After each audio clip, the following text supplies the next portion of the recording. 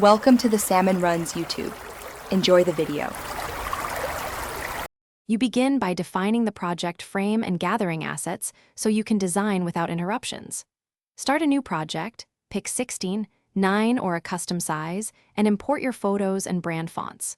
Once done, select a cohesive color palette and primary typography. This reduces rework and keeps visual hierarchy consistent.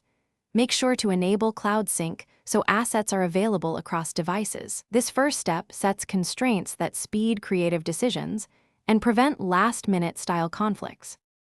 Now you move into the creative middle where choices compound. Use Designer's AI layout suggestions to generate several compositions and pick one that matches your message. Then edit text blocks directly, adjust padding and spacing, and lock repeating elements to preserve alignment. Replace placeholders with higher-resolution images, apply subtle filters, and tweak contrast to ensure legibility.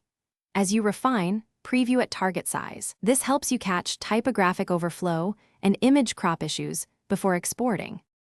Finish by exporting in the correct format and ensuring deliverable settings match the platform.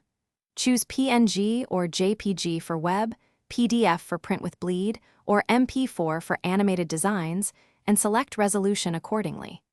Make sure to save a version labeled Final and use version history to compare or revert edits.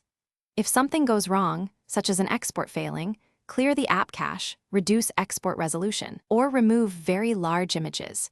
This often resolves memory or timeout errors quickly. Thanks for watching. Consider subscribing if we helped you.